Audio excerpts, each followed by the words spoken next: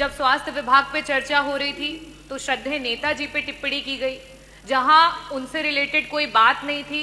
एक विशेष धर्म के लोगों पे कॉन्ट्रासेप्शन के ज्ञान को दिया गया, जिसकी यहाँ कोई आवश्यकता नहीं थी।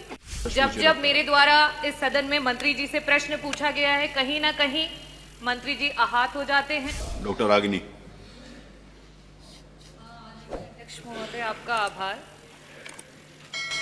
स्वास्थ्य विभाग से जुड़ा हुआ मेरा प्रश्न था और इससे पहले भी कई बार स्वास्थ्य विभाग का प्रश्न मैंने सदन में पूछा।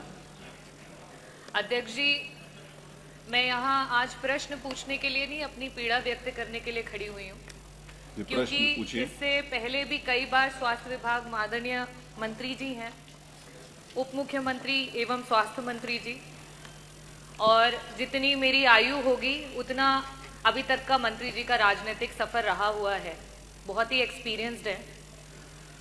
जिस समय ट्रॉमा सेंटर की बात की गई इस सदन में, विपक्ष ने जब सवाल किया तो आदरणीय मंत्री जी के द्वारा कुछ ऐसे शब्दों का प्रयोग किया गया जो वास्तविकता में सिर्फ इस सदन की नहीं, प्रदेश की और विभाग की जो गरिमा है उसको क्षति पहुंचाता है। मैं आपका संरक्षण चाहूंगी अध्यक्ष जी। इसके बाद जब नवजात शिशुओं की मौत की बात हुई झांसी में, उस समय भी आदरणीय मंत्री जी के द्वारा नेता प्रतिपक्ष पे वार किया गया, ना कि उन बच्चों की जान कैसी गई उसका जवाब नहीं दिया गया।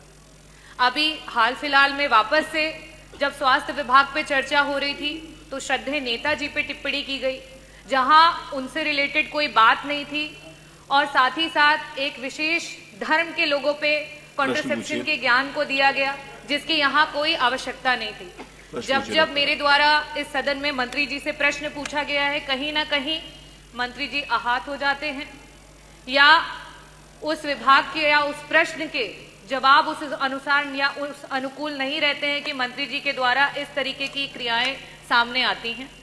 तो अध्यक्ष जी, मैं आपके सामने और इस भरे सदन के सामने यही कहना चाहूंगी कि बार बार मंत्री जी के सवालों और चर्चाओं में ही पूरे विपक्ष को जो है वेल में आना पड़ता है, और इस वजह से मैं मंत्री जी के प्रश्नकाल का बहिष्कार करती हूं और वॉकआउट करती हूं।